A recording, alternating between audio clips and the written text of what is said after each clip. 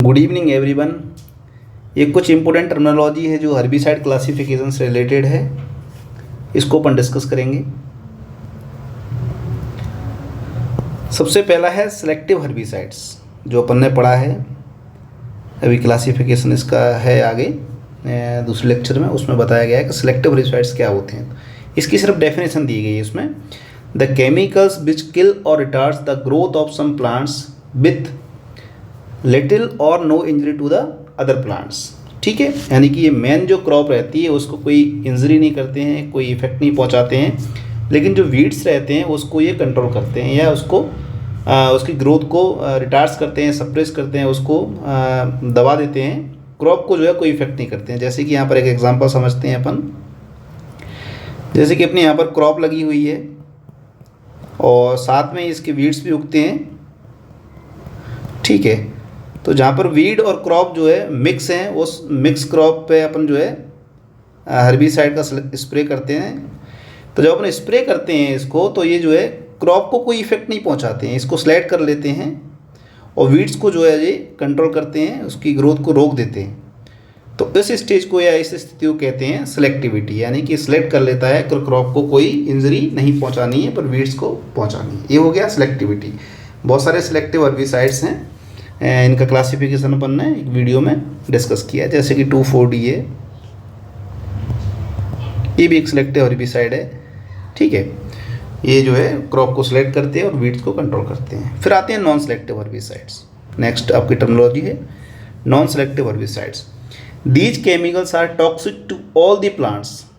ठीक है, और kill all kind of vegetations, यानी कि ऐसे हर्बिसाइड्स जो प्लांट्स और वीड्स में कोई सिलेक्शन नहीं करते हैं, जो भी वेजिटेशन, जो भी प्लांट उसके कांटेक्ट में आता है वो जो है किल हो जाता है ना, वो कंट्रोल हो जाता है या मर जाता है। तो ऐसा जैसे कि पैराक्वाइट है, ग्लाइफोसेट है,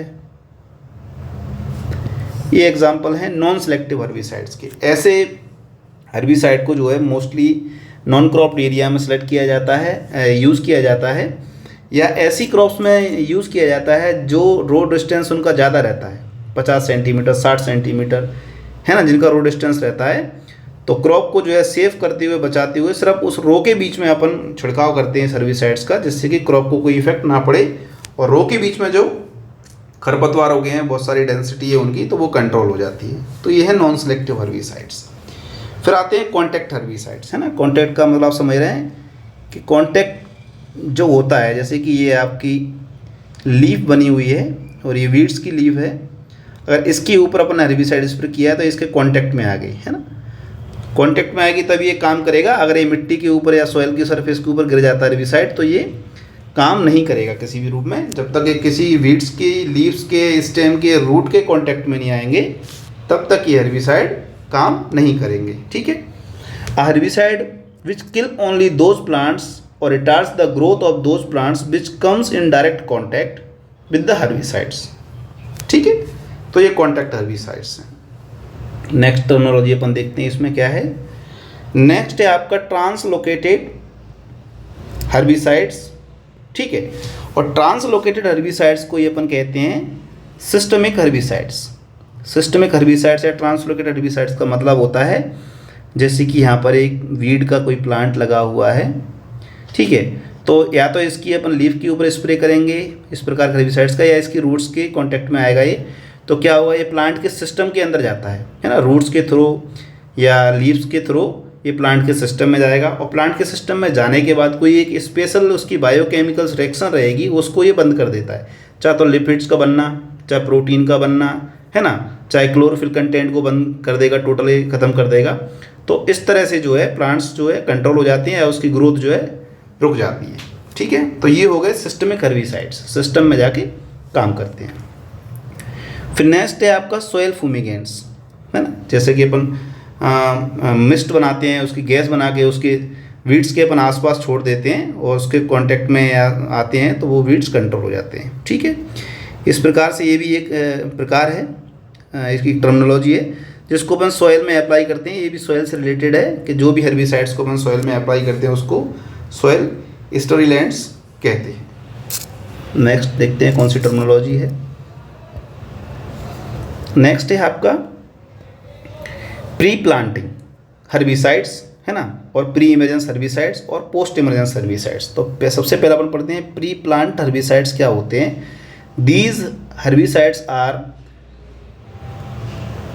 applied before a crop is planted और कॉल्ड प्री प्लांटिंग हर्बिसाइड्स, है ना। ऐसे हर्बिसाइड्स जिनको अपन बुवाई से पहले यूज़ करते हैं उन हर्बिसाइड्स को अपन प्री प्लांटिंग या प्री सोइंग हर्बिसाइड्स कहते हैं। इनको यूज़ क्यों करते हैं अपन बुवाई से पहले, ये अपन समझ लेते हैं। The herbicide is usually incorporate into the soil to reduce volatility and photo decomposition, ठीक है। तो जैसा कि अपन को पता है कि प्री प्लांट जो हर्बिसाइड्स रहते हैं उनका जो नेचर रहता है वो वॉलेटाइल नेचर रहता है। वॉलेटाइल कंपाउंड्स इसमें रहते हैं। वॉलेटाइल कंपाउंड्स क्या होता है, वॉलेटाइल्स कंपाउंड होते हैं ऐसे कंपाउंड्स जो हवा के वेट से उनका वेट कम रहता है, जैसे कि पेट्रोल है, जैसे कि आपका जो इस अपन बॉडी स्प्रे जो यूज़ करते हैं, परफ्यूम यूज़ करते हैं, वो कैसे है, वॉलेटाइल नेचर के हैं। जैसे ही आप इसको बाहर खुले में रखोगे वो हवा में उड़ने लगते हैं, ठीक है, और वो हवा में पूरे इन्वायरमेंट में फैल जाते हैं। ऐसा ही सेम नेचर जो है प्री प्लांट हर्बिसाइड्स जो रहते हैं उनका रहता है।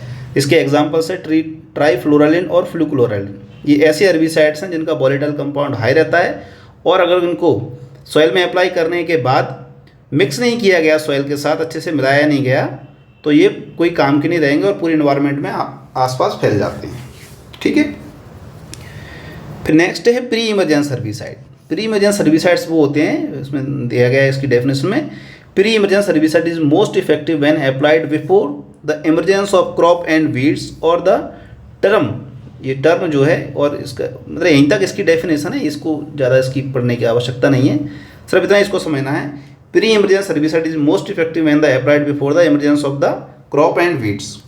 तो ऐसे हर्बिसाइड जिनको बुवाई के बाद लेकिन इमरजेंस से पहले, है ना, इसमें दिया गया है before the emergence, before the emergence, यानी कि बुवाई के बाद इमरजेंस से पहले क्रॉप में, सॉइल में या फील्ड में यूज़ करते हैं। क्यों यूज़ करते हैं इसका कारण अपन समझ लेते हैं। देखिए, जैसे कि अपनी ये एक फील्ड है और ये अपना सॉइल सरफेस है और एक क्रॉप के सीड है, ये जो है सभी वो क्रॉप सीड हैं ये, और इनकी डेप्थ ऑफ सोइंग आपकी है 3 to 5 सेंटीमीटर, ठीक है। और जो वीड के सीड रहते हैं वो मोस्टली कहाँ पर पाए जाते हैं, वीड के सीड जो 1 to 2 centimetre on soil surface.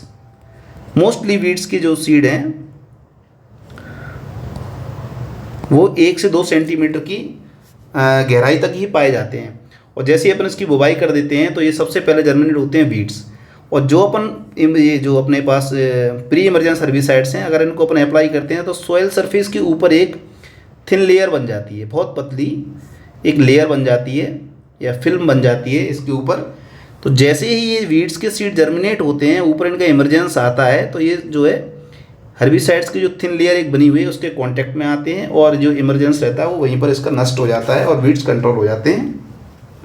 उसके बाद क्रॉप जो आती है तो क्रॉप को कोई डैमेज नहीं होता है, क्रॉप ने ईजिली आराम से उगती रहती है विदाउट वीड कॉम्पिटिशन। तो इसको कहते हैं प्री इमरजेंस हर्बिसाइड्स। इसमें बहुत सारे एग्जांपल दिए गए हैं, सेमाजिन है, एल्ट्राजिन है, नाइट्रोफेन है, एलाक्लोर है, ब्यूटाक्लोर है, तो इसके एग्जांपल्स हैं, ठीक है।